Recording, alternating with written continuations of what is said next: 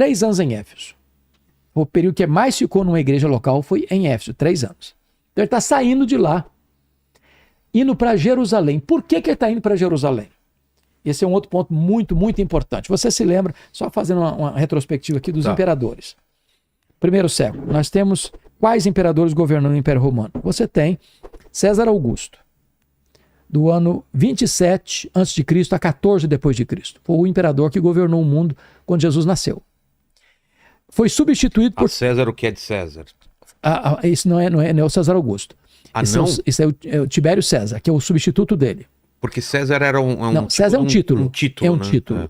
Então, o substituto de César Augusto foi Tibério César. Governou do ano 14 ao ano 37. Tá. 37. Foi quando Jesus morreu, quando Jesus ressuscitou. Era esse, cara. Exatamente. A conversão de Saulo, Tibério César. Depois de 37 a 41, nós temos o governo de Calígula. Foi um terrível, foi assassinado. Depois de 41 a 54, você tem Cláudio. Então, no período de Cláudio, está lá, é escrito que houve uma grande fome no mundo e os judeus foram expulsos de Roma. Expulsos sem casa, sem terra, sem lavouras, sem renda. Então vieram para a Judéia, esses judeus, sem nenhuma condição de sobreviver. O que Paulo vai fazer? Paulo vai fazer uma grande coleta, levantamento de oferta entre as igrejas gentílicas da Galácia, da Macedônia, da Acaia e da Ásia Menor, para levar e ajudar esses pobres da Judéia, mostrando que tanto a evangelização quanto a obra social são partes do mesmo conjunto do evangelho. Deus cuida do corpo e cuida da alma. Pois bem, então só voltando um pouquinho aqui para falar dos outros imperadores. Depois vem Nero, de 54 a 68, quando a cidade de Roma foi incendiada e a perseguição mais brutal começa. Depois de Nero vem o Vespasiano, que governou de 69 a 79, quando foi feito o Coliseu Romano, quando Jerusalém caiu nas mãos do imperador Tito Flávio, que era filho dele. Com a morte dele, o filho dele, Tito Flávio, governa de 80 a 81, e depois vem o Domiciano de 81 a 96, quando João é preso lá em Éfeso e é levado para a ilha de Patmos, onde escreve o livro de Apocalipse. Bom, vamos voltar aqui à questão das ofertas. Paulo, então, levanta essas ofertas, ele está em Éfeso. E agora ele está saindo de Éfeso para levar estas ofertas com uma equipe. Outra coisa bonita, ele não leva o dinheiro sozinho. Não basta só transparência, Vilela.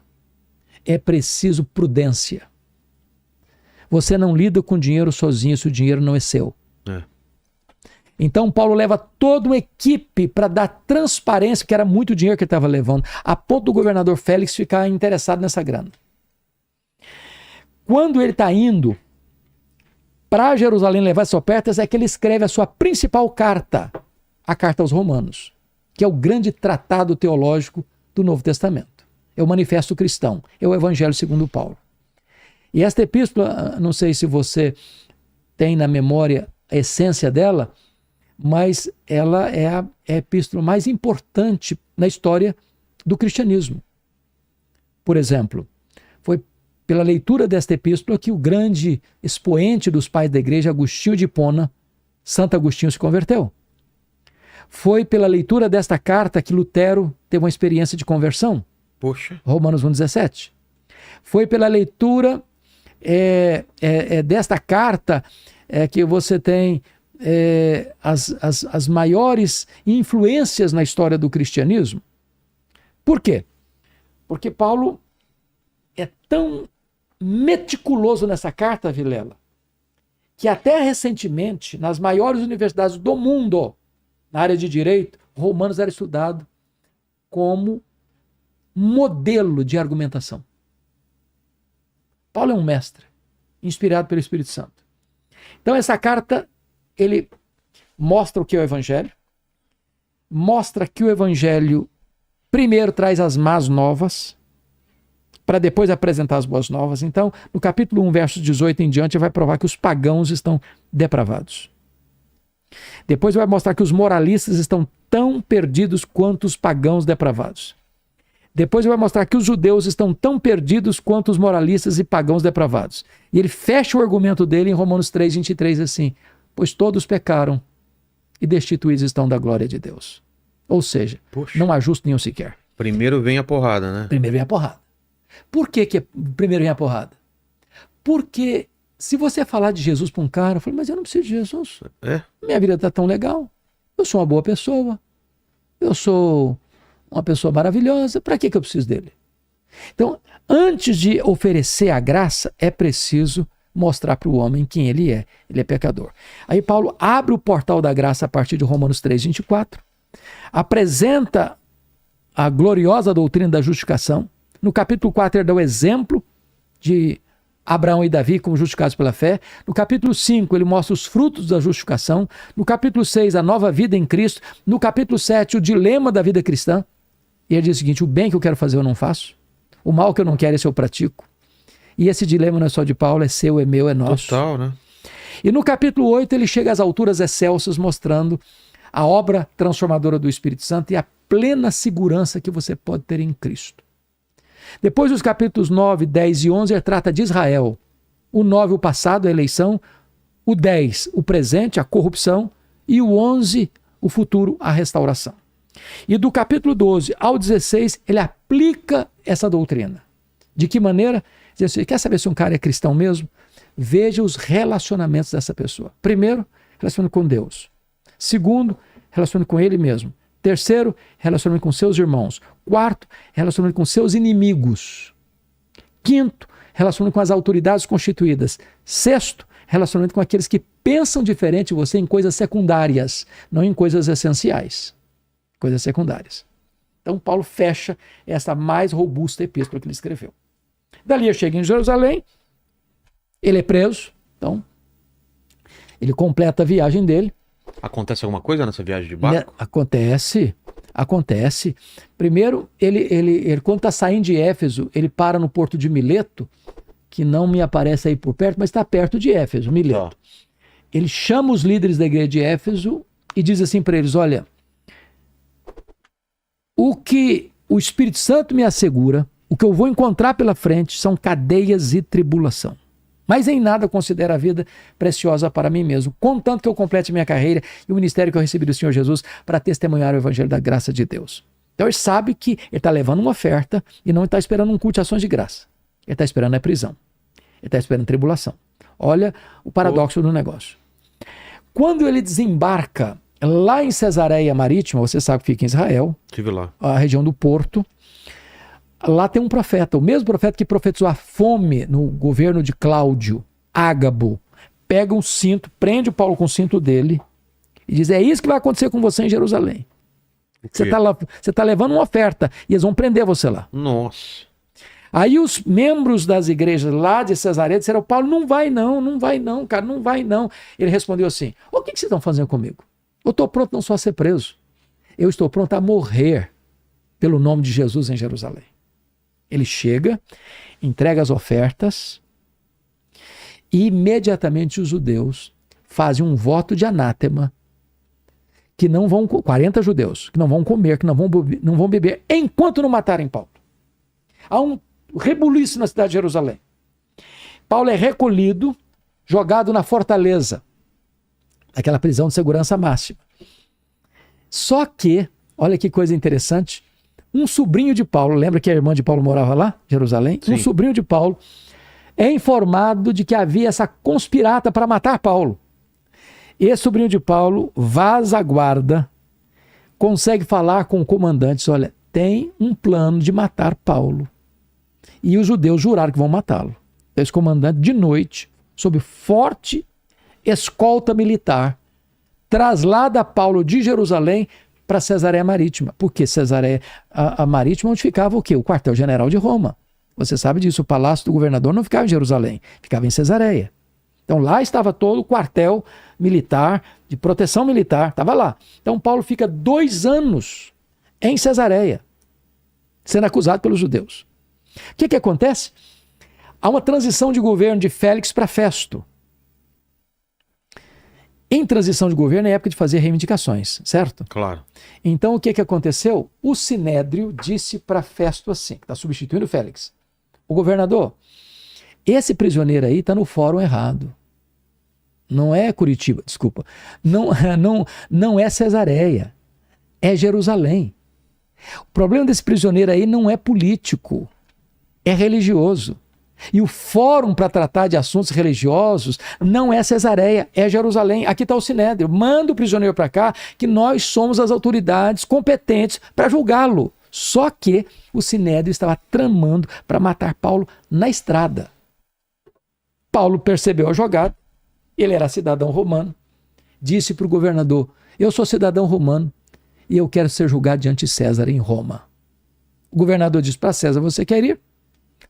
Para César você irá. Convencido da inocência dele.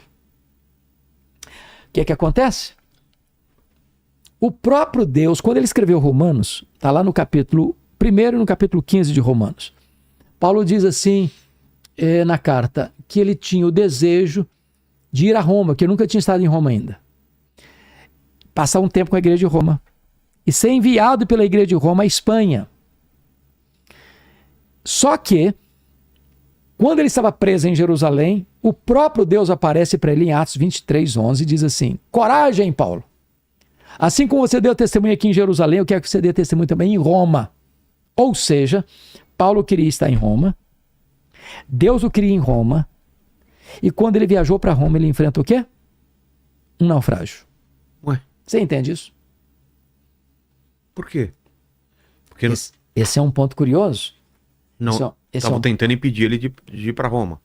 Esse é um ponto muito curioso, Vilela, que às vezes, nesse mundo triunfalista, de um evangelho, às vezes, de prosperidade, de riqueza, de sucesso, as pessoas são levadas a acreditar que se você é crente, se você crê em Deus, se você tem fé, nada de ruim vai acontecer com você.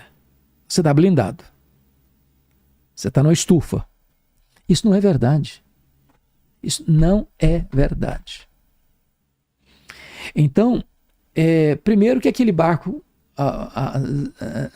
singrou as águas do Mediterrâneo na contramão da vontade de Paulo. Paulo alertou, falou: olha, não é prudente viajar no período do inverno, rigoroso, porque os navios não eram tão seguros. O comandante do navio não escutou Paulo. Saíram, parecia que estava tudo bem, daqui a pouco um tufão joga o navio para lá, para cá, 14 dias sem saber se era dia ou noite. Tinha 276 pessoas dentro do navio. O pânico tomou conta de todo mundo. Na hora do maior desespero, um anjo de Deus apareceu para Paulo no navio e disse: coragem, Paulo, ninguém vai morrer. Tem bom ânimo. Eu entreguei todo esse povo aí na sua mão. Mas é necessário que vocês vão dar numa ilha. E naquela noite, Paulo ora pela coisa mais óbvia do mundo. Ele ora para o dia amanhecer. Porque se você orar, o dia amanhece. Se você não orar, amanhece do mesmo jeito. Quando amanheceu o dia, eles avistaram a ilha de Malta. O navio se despedaçou todo. A carga de trigo foi toda jogada fora. O navio virou destroço. Mas ninguém pereceu. Quando chegam na ilha de Malta, os bárbaros que não falavam o grego fizeram uma grande fogueira para aquecê-los. E a única pessoa que tentou manter a fogueira acesa foi Paulo. Foi pegar uns gravetos, jogou no fogo, uma vibra prende na mão do Paulo. Pé frio parece. Pô. Aí os bárbaros gritaram assim. Tá dando tudo errado, né, a princípio. Os bárbaros gritaram assim: é um assassino. Tenta se livrar do mar, a justiça não o deixa viver. Vai cair, vai inchar, vai morrer. Não caiu, não inchou, não morreu. Mudar de opinião. Não é um assassino, é um Deus. Não é nem um assassino agora, nem um Deus. É o servo do Deus vivo. Aí você começa a perceber uma coisa curiosa. Não foi a tempestade que levou Paulo para Malta. Foi a mão da providência divina. Porque o pai do prefeito da ilha estava doente, Paulo orou por ele, ele foi curado. Os demais enfermos vieram, Paulo orou por eles, eles foram curados. E depois de passar do inverno rigoroso, eles enviaram Paulo para Roma com todas as suas necessidades supridas. E aí ele chega em Roma não como sonhara chegar, ele chega preso, ele chega algemado. E é nessa conjuntura que ele vai dizer o que eu já disse aqui, Filipenses 1:12. O que é que ele vai dizer? Meus irmãos, eu quero que vocês saibam que as coisas que me aconteceram têm antes contribuído para o progresso do Evangelho. Este homem parece que é pé frio. Por onde ele passa é luta, é perseguição, é açoite, é prisão, luta. E ele está olhando para uma outra perspectiva. E ele diz, 3 coisas aconteceram comigo por causa disso. Primeira coisa que aconteceu, ele disse assim, as igrejas foram mais encorajadas a pregar. Quando a igreja viu o Paulo preso, trabalhando mais que eles mexeram. Segundo, as minhas cadeias se tornaram conhecidas de toda a guarda pretoriana. O que é a guarda pretoriana? Guarda do imperador? A guarda do imperador. A guarda de elite. Os soldados da mais alta patente do império. 16 mil soldados de escol. Algemado com Paulo todo dia um soldado em 3 turnos por dia durante 2 anos. Em rodízio. Toda a guarda pretoriana foi evangelizada. Olha só. Se Paulo estivesse solto, ele jamais teria alcançado a elite militar de Roma. Nero era o imperador. Nero não sabia, mas era como se ele fosse o presidente das missões estrangeiras da igreja, porque colocou lá dentro do palácio o maior evangelista da igreja e diante dele o seu auditório. Como foi esse encontro? Este encontro? Dos soldados com ele? O soldado estava algemado com ele. Era obrigado a ficar... Ele tinha que ouvir, não tinha jeito. Querendo ou não. Querendo ou não. Ouvindo não vai ficar quieto, não. Você vai ouvir agora. Você vai ouvir agora. Mas o melhor ficou ainda. Ele estava preso. O que ele está preso? Não pode viajar, não pode visitar as igrejas. Então o que ele fez? Escreveu cartas. Quais cartas? Efésios, Filipenses, Colossenses, Filemon. As cartas da primeira prisão. Se Paulo estivesse solto, talvez nós não teríamos essas joias na nossa Bíblia.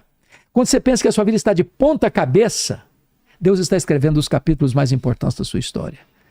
Nós aprendemos isso com Paulo. Que bonito isso. É. E aí ele chega em Roma. E aí o que acontece? Ele chega em Roma. Fica 2 anos preso.